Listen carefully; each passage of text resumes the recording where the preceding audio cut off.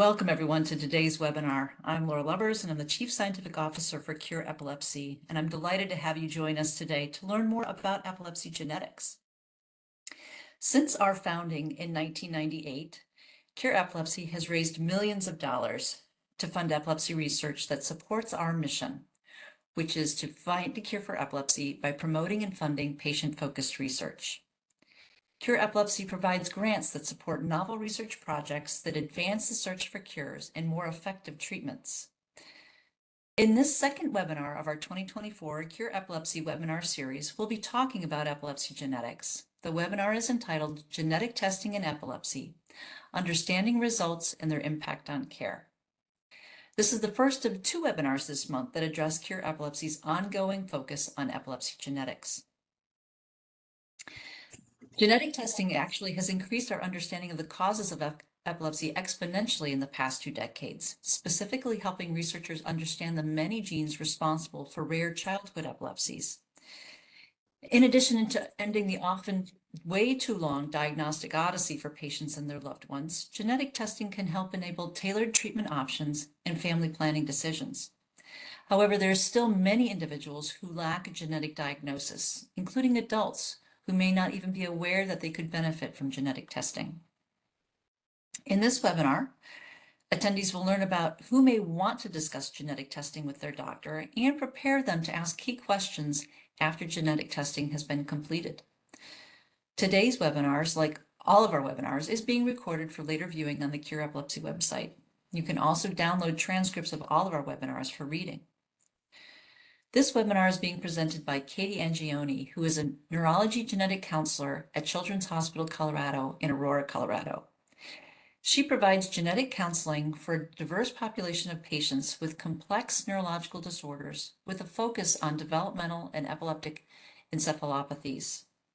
Her primary goal as a genetic counselor is to support patients and their families through education, advocacy, and research efforts focused on understanding the natural history of these conditions and eventually working towards precision diagnoses and treatments. Before Katie begins, I'd like to encourage everyone to ask questions. We'll address the questions during the Q&A portion of the webinar. Please keep in mind, you can submit your questions anytime during the presentation by typing them into the Q&A tab located on your WebEx panel and click Send. We'll do our very best to get through as many of the questions as we can. We do want this webinar to be as interactive and informative as possible. However, to respect everyone's privacy, we ask that you make your questions general and not specific to a loved one's epilepsy. So with that, I'll turn it over to Katie. Thank you so much, Laura. Thanks for the introduction, and thank you to Cure Epilepsy for the invitation to do this webinar. And thanks to all of you for joining. So hopefully this is informative and we have plenty of time at the end for questions. So please, like Laura said, put your questions in the chat and we'll have time for discussion at the end. So as Laura said, I am a genetic counselor at Children's Hospital Colorado in Colorado. And I'm going to be talking today about kind of some basics of genetic testing. So we're going to talk a little bit about just some genetic testing terms and how to read a genetic testing report. I think sometimes genetics can be like another language, so it's helpful to just understand what all of those terms mean, everything that you're looking at when you're trying to decode that very complex report.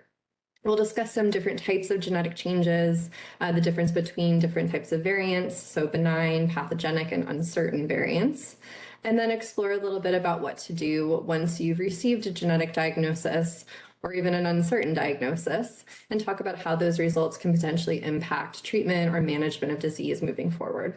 This is an image we share all the time in just explaining the basics of genetics. So we all have our bodies that are made up of cells. Our DNA is stored in chromosomes. So that's the X-shaped figure on the picture. So chromosomes are comprised of large continuous DNA molecules, all very tightly wound up and packaged. And those chromosomes contain genes. So genes are just a segment of DNA that encodes a protein product. So something that kind of gives our body an instruction for how to build something that it needs to grow, develop, and function properly. Those proteins are complex compounds that are composed of hundreds of or thousands of amino acids. So those are kind of the units that make up the proteins. So this is kind of an analogy I use a lot. So genes and proteins are like recipes and the final product. So the gene is sort of like that recipe. It's the instructions that tell your body how to make a protein that your body needs to function. The protein itself can have a lot of different important roles in the body. So it can provide structure and support. It can transport materials from one place to another or send signals, protect the body from things like viruses and bacteria, and carry out all the complex chemical reactions that we need to keep our bodies going. Like I said, those proteins are made up of smaller units called amino acids. There are 20 different types, and the sequence of those amino acids is what determines the protein's 3D structure and what their specific function is and how they might interact with other proteins in the body. So the genes are like the recipe, the protein is like the final product, that cake in the picture, and the amino acids are kind of all of those ingredients that go to make up that final product. So a genetic variant is any alteration in that DNA sequence that is different from what's seen in the majority of people. There's no perfect genetic sequence. We all have differences. Although everyone here today, we share about 99.9% of our genetic information. So there is very little left that is different from one person to another. But those differences are what make us all look different, make our bodies function differently, and they're also what can lead to genetic diseases. So a variant, which we sometimes refer to as mutations, when they are pathogenic or disease-causing variants. A variant can be benign, so meaning that it doesn't cause any problems. It's just a normal variation within our DNA sequence. It can be pathogenic, meaning that it does cause some sort of disease or problem. Or it might be uncertain, which just means it's different from what we see in the majority of people, but we don't know enough about that specific change to know for sure whether or not it causes any problems. So I'm going to go really quickly through this, but we can always come back if there are specific questions. So there are a lot of different types of pathogenic variants or mutations that we can see. And this is something that is typically indicated on a genetic testing report. So we can see missense mutations, which is a way to describe kind of a typo. So it's a change in one DNA base pair or one letter in that code for a different letter. And that is what causes the substitution of one amino acid for another within the protein. So it's kind of a change of one little unit of that protein. A silent mutation is something where the DNA code changes, but that final product actually doesn't. So if you think about the recipe analogy, it's kind of like if there's a really minor typo on a recipe, you're still going to understand what it means. It's not going to alter that final product. A nonsense mutation is a change that signals the cell to stop building the protein too early. So that causes a shortened version of that protein, also called an early truncation. So this, in a lot of cases, can be very severe because there is a big portion of that gene that's missing. Depending on where that change happens within the DNA sequence, we can sometimes see differences in how severely impacted somebody is. There's also insertions, deletions, or duplications where there might be just a few letters or even much larger pieces of DNA that are added or deleted or duplicated. So there's things that can be kind of, that can alter sort of the number of pieces in that DNA sequence. And because the DNA has a very specific way that it is read, that can alter what's called the reading frame of the gene. So that's called a frame shift mutation, and that often eventually results in an early truncation. So the DNA can only be read 3 letters at a time. It's very specific. So you can imagine if you insert, 2 letters or you take away 4, it's going to throw off that 3 at a time reading frame. But this is an example of what a missense mutation looks when you're talking about that 3 at a time reading frame. So you can see the sentence, the cat ate the rat. If you change just 1 letter in that sentence, you end up with the cat ate the bat. So it changes the meaning, it changes the final outcome of what's going on, just with 1 letter being different. And then you might also have a different type of missense mutation where instead of the cat ate the bat, you're changing it to the car ate the rat, which is a much bigger change. It doesn't make any sense, whereas the last one made a little bit of sense. So depending on where that mutation is located, you can see more or less impact. So this is an example of a silent mutation. Sometimes if there's a particular letter that is changed, it doesn't, it doesn't impact that final product too much. So I think in this case, we have the letter C just becoming lowercase. And that doesn't change the final outcome of the sentence. A nonsense mutation, so this is, we're talking about an early truncation. So where that sentence or that DNA code stops short. And you can see here, if that letter A is taken away or changed, and the rest of the sentence isn't there, we don't know what happens. We're just left with the cat. And then insertions, so kind of these next few slides we can go through quickly, but insertions, deletions, duplications, all of these are adding or taking away letters that either they might not shift that reading frame. So here we have that cat ate the rat, which definitely changes things, but it still makes sense. And it doesn't alter that sentence kind of going forward because that's an in-frame insertion. So it's not messing up that 3 at a time reading frame. Other times we might see additions or duplications that, that do alter that reading frame and that kind of create a sentence that doesn't make any sense anymore. So if we can click through a few times. There we go. All right. So just kind of a quick way to illustrate those different types of mutations.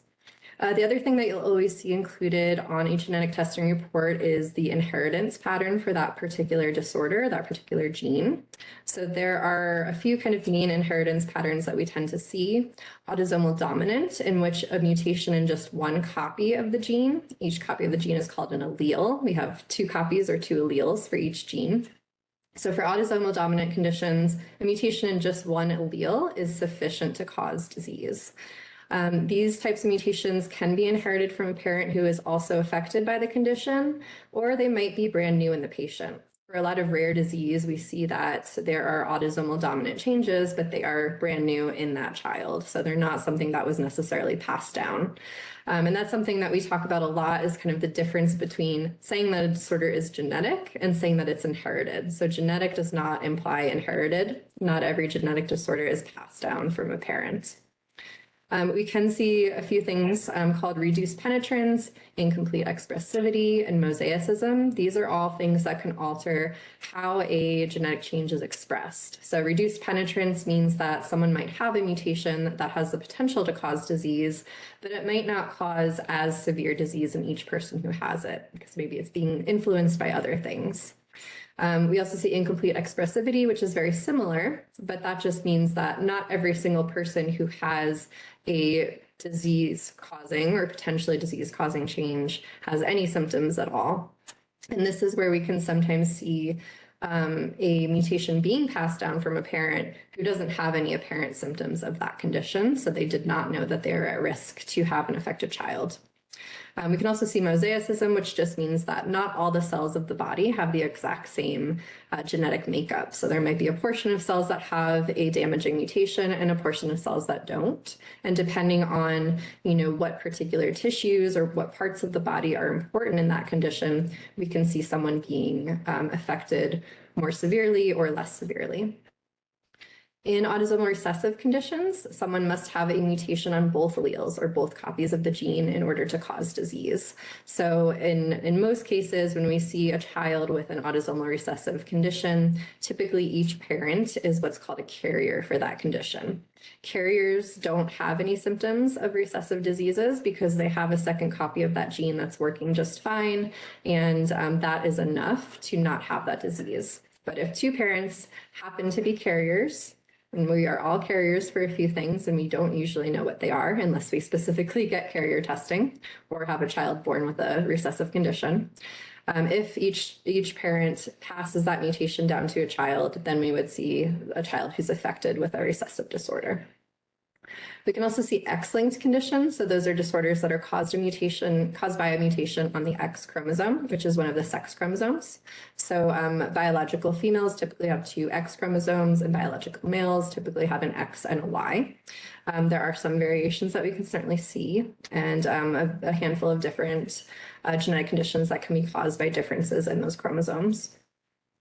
So for X-linked conditions, we typically see that biological males and females are affected differently. So we might see in some cases that the majority of patients with that condition are female, because it is a mutation that if it were present in a male who only has 1 copy of the X chromosome, that would be so severe that that fetus might not actually make it to birth.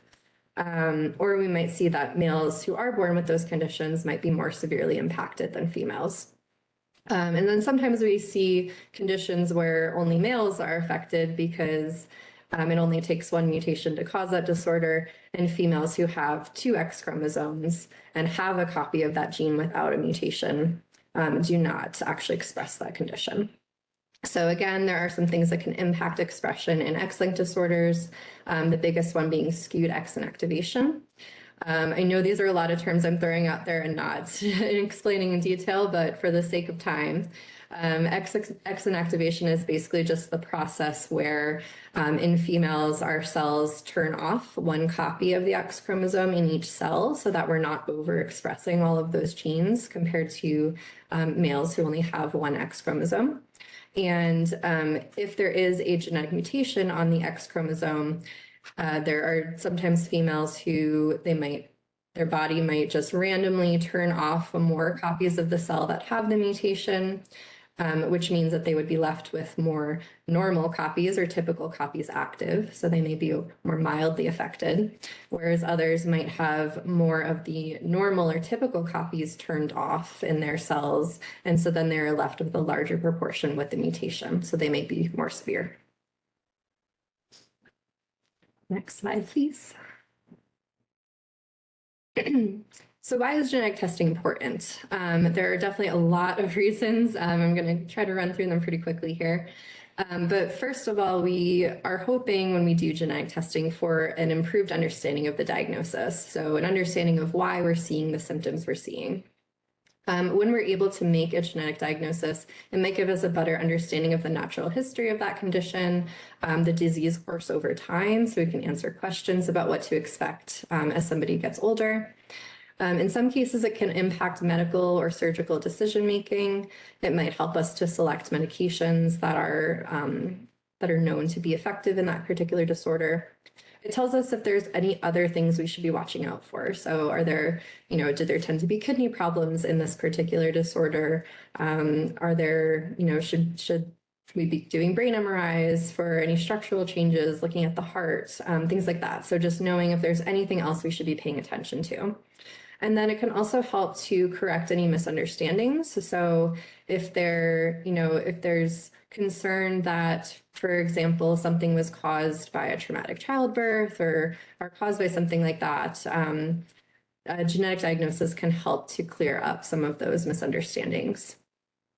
It can help with family planning, so understanding if this is a brand new or if it is a condition that was passed down from parents helps families to understand recurrence risks and if there's a chance of having another affected child in a future pregnancy. The inheritance pattern tells us, like we just talked about, whether this is a recessive, dominant, or X-linked condition, which again helps us understand recurrence risks. For both the parents if we're doing testing on a child, for those parents, and then for that child once they get older, if they have children of their own. It helps open the door for prenatal or even preconception testing options. We typically would refer to a prenatal counselor if this was something that a family was wanting to discuss further. And it could lead to earlier diagnosis and potential improved outcomes in an affected child.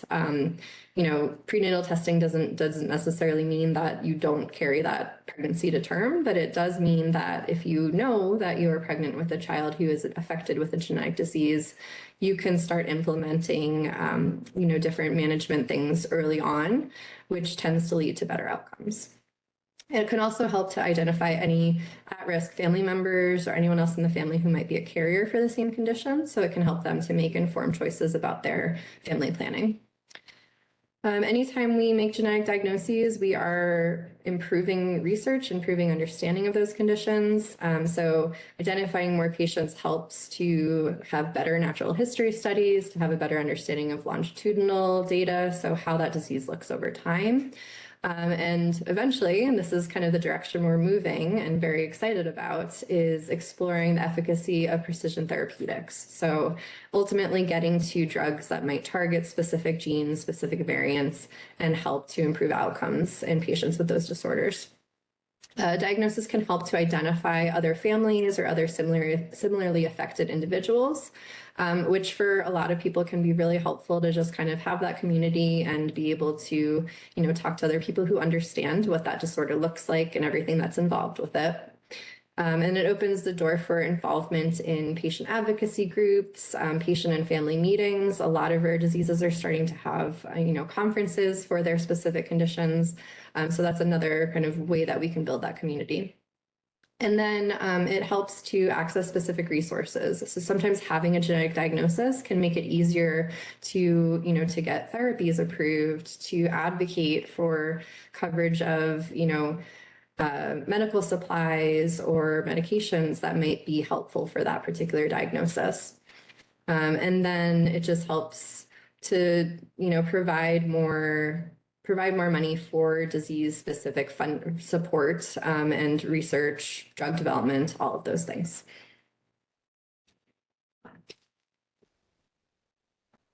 So I want to walk through a couple of different genetic testing panels and sort of the different elements to focus on when you get one of these results back. So this is kind of what things tend to look like. Obviously, from one lab to another, there'll be some differences. But every report is going to list the name of the gene. So over here, you can see this particular report is for STXBP1. It will list the variant.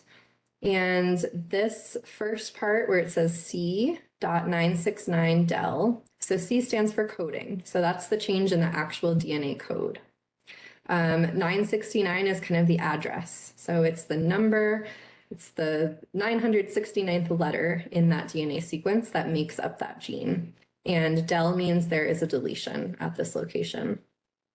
The P after that stands for protein. So that is the corresponding change in the protein that happens as a result of the change in the DNA code. So this one, it says P.met324 cis FS asterisk 8. So that's a lot of mumbo jumbo when you're not familiar with what all these terms mean. So again, P stands for protein, change in the protein. Met and cis are both abbreviations for different amino acids, so different elements that make up those proteins. That 324 again is the address of this change. So it's telling you that at position 324, there's usually a unit called met or methionine, and instead it's been changed to this different unit abbreviated cis or cysteine. The frame shift, or the FS, means frame shift. So there is a resulting shift in that reading frame, that 3 at a time reading frame that we talked about. And the asterisk 8 means that 8 units later in that protein, there is an early truncation. So that gene stops being built and we don't get the rest of that protein product. Heterozygous just is describing whether a variant is present on one or both alleles. So alleles is just the 2 different copies of the gene. Heterozygous means that it's present on one allele. Homozygous would mean that it's present on both. Inheritance pattern is something that's typically listed in that main part of the report. And then the variant classification. So you might see most labs are not going to report out benign and likely benign variants because they are thought to be normal. They're not causing any problems. But on a report, you might see pathogenic. So this is definitely a disease-causing change. You might see likely pathogenic, which means that the lab is pretty confident that it's disease-causing, but it's not quite 100%. And then you might see uncertain significance. So a variant that we don't have enough information about to definitively classify, but so that, potentially fits the symptoms for which that test is being sent. This is just an example of what that might look like at another lab. So again, you can see a lot of those same components are present. It tells you the name of the gene, the inheritance pattern, the change in the DNA code and in the protein. This one says de novo, you can see under this genotype section. De novo means new in the patient, which means that this was a test that included some parental samples. So the lab was able to tell that this is a brand new change in that patient and not one that was inherited. It also tells you the type of change, so you can see a missense change. And again, it says that it is classified as pathogenic or definitely disease causing. Yeah. This is an example of whole exome sequencing, which again contains sort of all of those same components, but also has this, this part on the top that talks about everything that exome sequencing looks at. So did they find a causative change in a gene that's associated with the symptoms or the phenotype that was reported? Were there any variants in genes possibly associated with that phenotype? So those would be what we might call candidate genes or kind of other findings that might be relevant, but we don't know enough to say for sure. Secondary findings are changes that that the labs that do whole exome sequencing can choose to look at or not, depending on the patient and family's preference. So those are genes that have to do with risk for mostly adult onset predispositions for things like cancer, serious cardiac issues, and other disorders that have kind of medical implications if you knew that you were at risk for them. And then this particular test also included mtDNA, which is mitochondrial DNA. I'm not going to get too much into that today, but that's just kind of a separate chunk of DNA that we have that is only passed from mothers, and that's sort of not included in standard genetic testing. It's something that needs to be looked at separately. So this report also lists results of that testing. Next slide, please.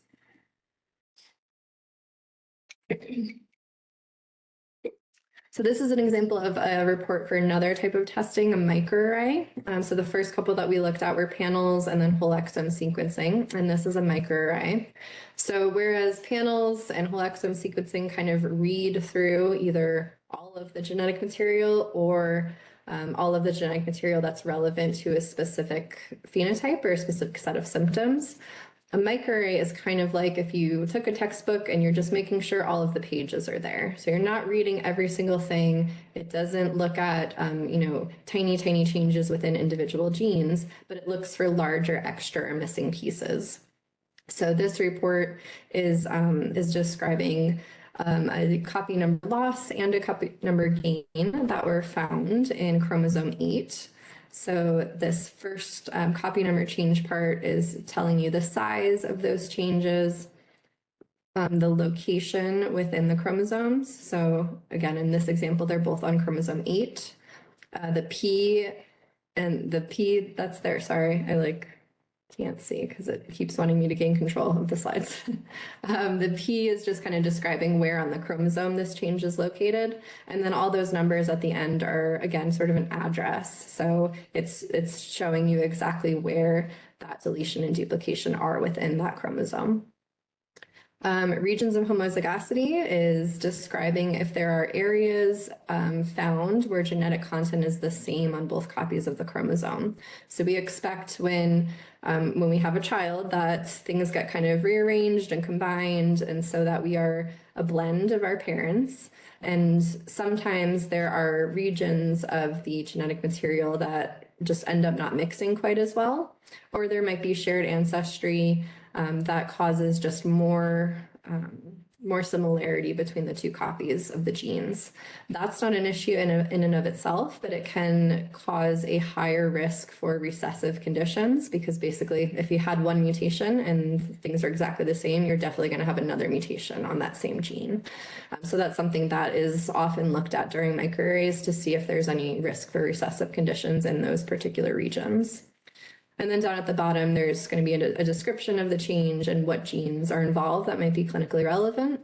And a lot of labs will include, references, so links to publications about that specific gene or that specific disorder. And they might include details on how a variant was classified, whether it was found to be disease-causing or if it's uncertain. They might include kind of some of that evidence as to how they came to that conclusion. So not every report is straightforward. When we're doing these larger panels, we often will land on an uncertain result, and sometimes that uncertain result might involve a lot of different genes. So you can see here there are variants of uncertain significance that have been identified in 10 different genes, which is not the most common outcome, but it is something that we can see when we're looking at a lot of genes at once. And particularly, and I always point this out to families kind of in pre-test counseling before we're sending testing so that they know what to expect. We see this more often in families who have kind of any ethnic background aside from Caucasian. And that's because the databases that labs are using to determine what's just normal variation and what's potentially disease causing historically have not done a good job at accounting for just normal variability between, people with different backgrounds. That is finally changing. There's been a lot of efforts more recently to diversify those databases more so that we're getting less and less of results like this. Most of the time when we do get a result like this, doing parental testing clears up the majority of that uncertainty. But it is kind of an area of genetics that we're still working on improving our understanding a little bit better. Next slide, please.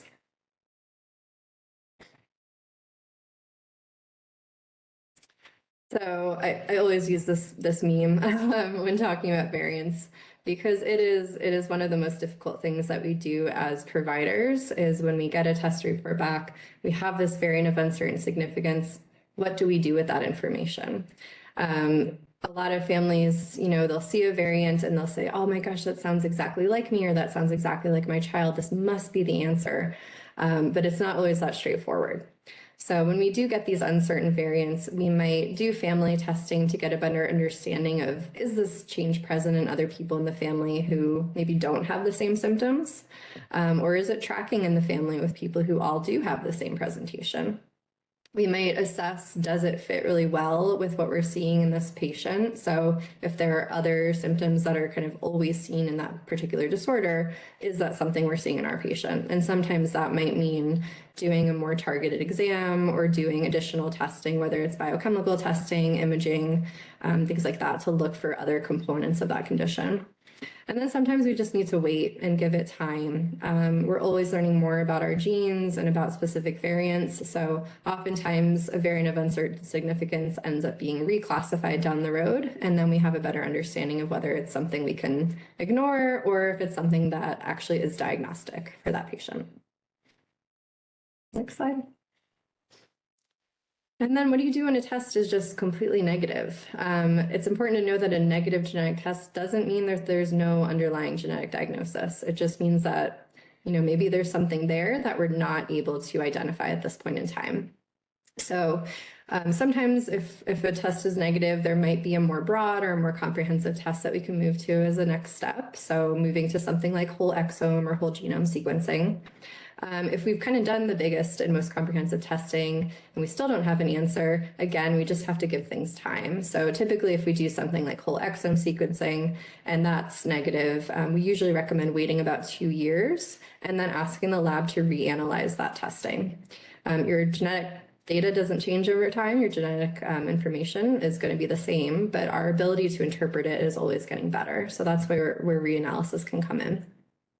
And when we don't have a genetic diagnosis, we just kind of continue with symptom-based management and, go from there. So when you do get a genetic diagnosis from testing, what comes next? So all of the things on this list, or at least most of the things on this list, are definitely individual. And some of them are kind of, not the right move for everybody. So I think it's always helpful to discuss, when you get that diagnosis back, have a good thorough discussion with your ordering provider about any management or treatment recommendations that might be different because of that disorder. That's not always the case. A genetic diagnosis sometimes just gives us a reason why and does not give us any specific management changes, but sometimes it does. And sometimes that changes over time. So definitely a good idea to check in with either the ordering provider or if there's a specialist who they refer you to talk more about it, just to talk about any changes to your kind of healthcare plan. Inform other members of your care team or your child's care team. Sometimes it can be really helpful for people in other specialties, not just genetics, but all the specialties that are involved with what that disorder causes. It can be helpful for them to have that context and that background in managing those symptoms. If you are comfortable with it, informing the school, any therapists, other caregivers, so whether it's family members, babysitters, other people that are involved in that person's care, that can be really helpful for them to have a better understanding of what's going on. When it comes to school, it can help to advocate for individual education plans or IEPs. It can help to advocate for one-on-one, attention during class. So having a genetic diagnosis can sometimes open a lot of doors to resources that can be really helpful. Sometimes you might be able to identify specialty clinics or family meetings or conferences that are specific to that diagnosis, and that can be a really great place to learn more and to kind of help to help your providers, kind of have some backup. So there's a couple specialty clinics at Children's Hospital that I'm involved in that we basically see children with very specific rare diseases. We make recommendations that go back to their primary team. So the primary team doesn't have to feel like they need to be an expert on this super rare condition. They can kind of get support from people who've seen more children or more patients with that disorder. Again, as I mentioned before, it can help to connect with other families or patient advocacy groups if and when that's something that works for you. It's definitely not for everybody. There's a lot on the internet, as we all know. So I think we always recommend that families, take the things that they're reading online, on message boards, on online communities with a grain of salt. And we try to just point people in the direction of good resources. For a lot of disorders, there might be ongoing or upcoming research or clinical trials, so it's always good to ask about those things and to check in about those things regularly to make sure that you know about anything that you or your child might qualify for. There's also clinicaltrials.gov, which is somewhere that you can search for those things directly. But working with a provider who's able to kind of be the in-between can be really helpful in making sure you're in the loop about those sorts of things. And I will say that's another thing that family groups are really good for, is informing people who are part of that group about those sorts of opportunities. And then it's also helpful to consider any implications that diagnosis might have for family planning. So again, whether it's, you have a child diagnosed with a rare disease and you're wanting to know if there's any chance of that happening again in future pregnancies, or if it's someone who, might have biological children down the road and wants to know their chance of passing that genetic change down. It can be helpful. Just some quick online resources. I'm not sure if these slides will go out, but I know this is recorded. So just a few things that I use all the time and pass on to families all the time. Gene Reviews is really in-depth information about a lot of different genetic disorders, and they include kind of surveillance and management recommendations over time. So that can be a helpful kind of guideline on the type of providers you might need to see and how regularly you might need to have certain, certain testing done. Medline Plus is a kind of a more pared down version of Gene Reviews. So it's kind of the basics. And this is something I often recommend, if you have like family members or people that are involved that kind of want to know what's going on, but they don't need to know every detail, that's a good resource to turn to. NORD Rare Disease Database and Unique are both kind of additional places where there's a lot of information about different genetic disorders. And also say Medline Plus has a lot of great resources for just learning more about genetic concepts. So that's a good place to go. If you're looking at any of these reports and you want to know a little bit more about the terms that are used or some of the terms that we briefly talked about today, that's a really great place to turn. Perfect. Thank you so much, Katie, for all of that information. Loved all of the animations. So we can now start with the Q&A portion of this webinar. Just a reminder, if you want to ask your questions, please submit them via the Q&A tab on your WebEx panel and click send. We're getting some thank yous from the audience and we have some questions. One is, this person was informed that the gene that's been identified for Dosa syndrome has been found, but not for JME. Is this the case? Do you know? So I know that Dosa syndrome or EMAS kind of has a couple of different terms for it. It's something that we've been kind of trying for years to find like the gene. And there are definitely some genes that have been associated with it. There's still kind of multiple different genes that can cause that presentation.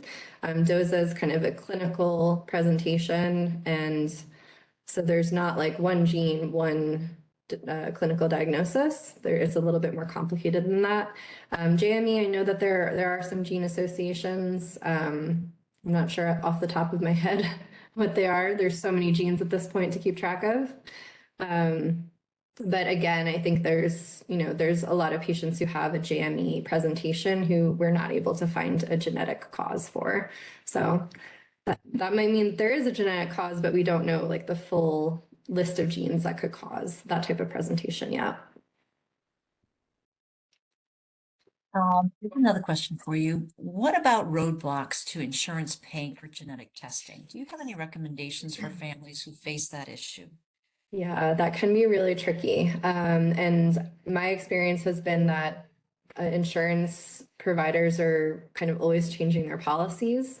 I would say that if you work with a provider who's comfortable with ordering genetic testing, they might be able to go to bat for you a little bit. So we often will write letters of medical necessity. A lot of our physicians will have peer-to-peer discussions with insurance companies to kind of explain the reasoning behind doing testing. But it might be helpful if you're seeing that testing is getting denied, you might be able to request a copy of their policy. And sorry, I'm losing my voice. Some insurance providers might actually cover very limited genetic testing, so maybe single gene or a very small panel or microarray, and then very extensive genetic testing like whole exome sequencing, but they might not cover a lot of the panels that we typically send in between. So that's something we struggle with a lot, is wanting to send something more targeted, but then only having the option to send something really comprehensive like whole exome sequencing. So I would say have that discussion with your provider that you're talking with about genetic testing, about kind of what those options are, and if there's something that would make sense to send that would fit within that insurance provider's policy. There's also some genetic testing labs that have pretty good self-pay options and patient assistance programs. So some of the labs that we work with commonly, GeneDx, Invitae, Prevention Genetics, worked with Ambry over time. Kind of depends on the tests we're wanting to send, but a lot of those commercial labs do have really good programs for self-pay options. So that's something else to consider. I know sometimes going through a hospital system can lead to higher costs, but going directly to the lab might be more feasible. So that's something to look into. I know that there have been some free testing programs. Is that still the case for our community? Yes, yeah. So I work in neurology and with epilepsy, so that's kind of my my bias here. Those are the things I'm most familiar with. But Invitae does have a program called Behind the Seizure that is sponsored by a bunch of different pharmaceutical companies that are working on or that have treatments for some of the genes on that panel. So that is an option for children who have epilepsy that are under the age of 8, would have access to that program. I know Invitae also has a long list of other sponsored programs that is kind of always changing over time, so I'm not sure exactly what's on that list right now. And then Prevention Genetics definitely also has some sponsored testing options as well. I would say that that's another thing that family groups and patient advocacy groups are good at informing their community about. So that might be a place to turn if you're looking for a sponsored test that would work for you or for your child. Great, thank you. Here's a question. Would you recommend siblings get genetic testing?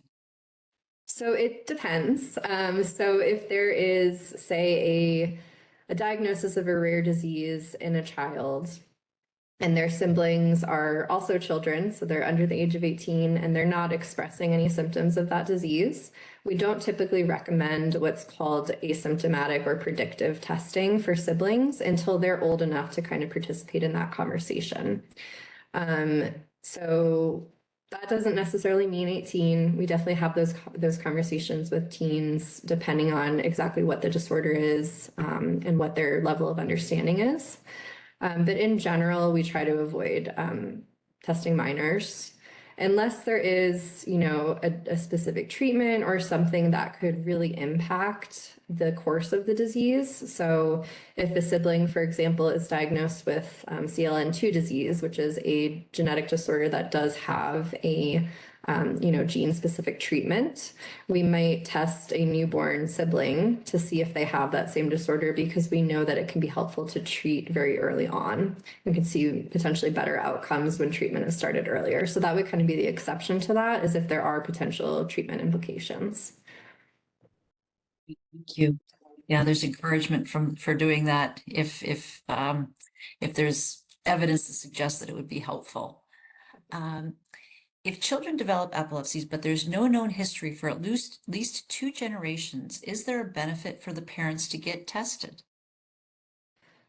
I do think it is still potentially beneficial for parents to get tested. So if a diagnosis is made in a child and there's no family history, it depends on the specific gene. But there are some disorders where, someone might actually carry a mutation but not have any apparent symptoms. So that could be helpful for knowing about, potential recurrence risks. I would say tuberous sclerosis is a pretty decent example of that. It has a very wide range of severity. So we sometimes see patients in clinic who have that diagnosis, they have the genetic diagnosis, there's no apparent family history, but then we test parents and one of the parents has the same change. So for things like that, where there is a wide range of, kind of presentation, I think it can be helpful if you want to know for sure. Here's a question, relates to somebody's experience. This person had their son tested and turned out negative. It sounds like it was a panel, with a handful indicating limitations. Could you define the term limitations? So I think, every genetic testing lab will kind of include this paragraph, sort of a disclaimer in their reports about the limitations of current genetic testing. And I think the biggest one at this point is just our understanding as a whole, as a scientific community, of our genes. So we know we have about 22,000 different genes within our bodies. But at this point, we only have a good understanding of what about 8,000 of them do. So there is a lot left that we still need to learn about. So that's the biggest limitation in genetic testing at this point, is just our understanding. The other limitation, depending on the type of testing, would be the technology. So not every single genetic test can test for every single thing. Every test is looking for something different. So even whole exome sequencing, which is meant to and understood to be very broad and very comprehensive, there are certain types of genetic changes that whole exome sequencing, or even next-gen sequencing, which is how most panels are done, is not able to detect. So there are things called trinucleotide repeat disorders, which involve kind of repeating sequences of the DNA code. That is something that requires very specific testing. There are changes called methylation changes that are seen in disorders like Prader-Willi syndrome and Angelman syndrome. That requires very different specific testing. So I think that's why it's really important to, try to work with a provider who has some understanding of genetic testing if you can. I know that access can be an issue when it comes to genetic specialists, but making sure that everything that, is kind of within the differential diagnosis has been tested for with the testing that's been sent. Explain the difference between whole exome sequencing and whole genome sequencing. So whole exome sequencing is looking at the exome. So our genes are made up of exons and introns. So I think of this kind of like a train. So the exons are kind of like the cars on the train that have most of the content of those genes. And the introns are these linking pieces in between that link that gene together. But when the body reads it and makes it into a protein, those introns get cut out and the exons get put together into that final product. So the exome is looking just at the exons. It's looking just at the train cars and not at the parts in between. Historically, we used to call those parts in between junk DNA, which is a terrible term because we've learned over time that it is still very important. There's a lot of components outside of the exons that help to regulate how genes are expressed, that help to that might work with kind of gene and protein interactions.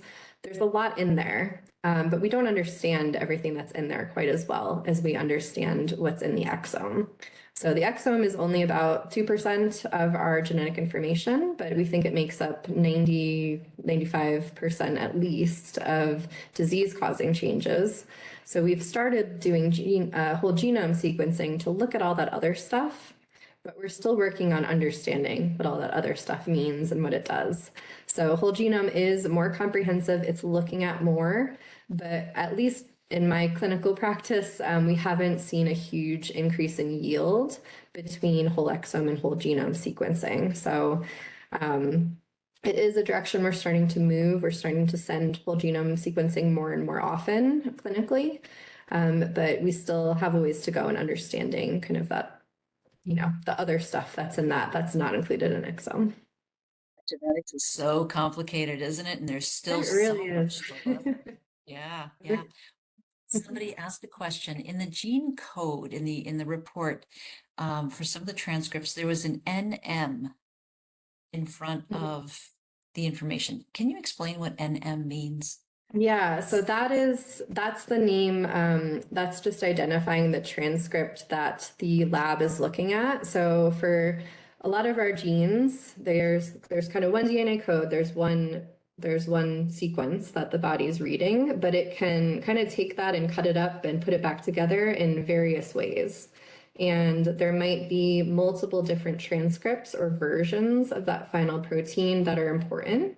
And sometimes there might be, some that are more important in one part of the body and some that are more important in others. So that transcript is just the lab listing which version of that, that gene that they're looking at and how they're kind of mapping that final change. It's based on that transcript and not on a different transcript. I don't know if that answers your question, but so complicated with all of those genes resolving into different kinds of proteins, even from similar sequence. That's really cool. I think you've already talked about this, but if you could just answer it again. How often is it recommended to go back for an update or reanalysis as new genes are discovered? I would say if you have done a lot of genetic testing and gotten uncertain or negative results, I would recommend trying to touch base with either with the provider who coordinated the original testing or with a genetic specialist, whether it's a geneticist or genetic counselor, every 1 to 2 years. That actual reanalysis, once we get to the more complex testing, we recommend waiting 2 years in most cases, unless there's a major change in symptoms or, there's a decline of, if things are progressing, if there's like a hospitalization, some of those things might trigger us to do things earlier, just to be like, we definitely want to make sure if there is any new information to find that we find it. But we don't want to jump the gun on doing reanalysis, because if we do testing today, we don't find anything. If we do that same test again a month from now, the chances that we're going to find anything new in a month's time are not very high. But the chances that we learn more over 2 years, it's actually really decent. Our understanding has improved a ton over the past several years, and I think that'll continue to kind of grow exponentially. So I think that's a reasonable timeline. If there is a diagnosis, I would also recommend checking in every 1 to 2 years for more information. There might be new research that's come out, new publications. more patients that have been identified, and there might be research opportunities that would be relevant. So I think that's a good timeline for checking in, even if a diagnosis has been made. Sometimes things change there too.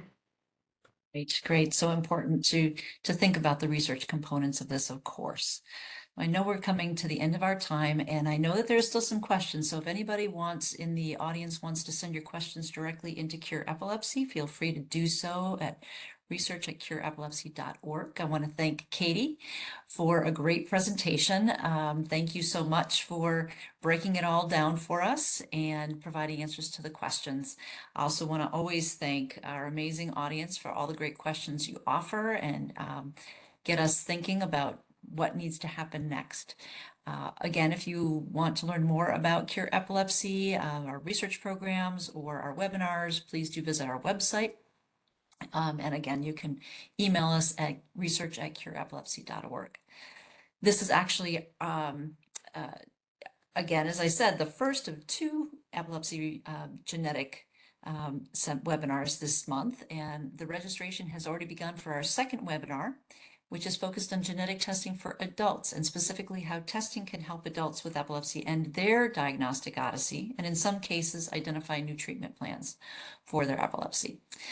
That webinar is going to be hosted on March 22nd and will feature Drs. Gemma Carville and Elizabeth Gerard, who lead the Adult Epilepsy Genetics Clinic at Northwestern Medicine in Chicago, Illinois. You can scan the QR code right on your screen and it will take you right to the webinar registration page. I encourage you to do that. And each of you who are on the webinar today will receive a follow-up email with a link to register for the webinar if that's more convenient for you. So thank you all again for your participation, and especially Katie for all your information, and we hope you have a great day. Thank you.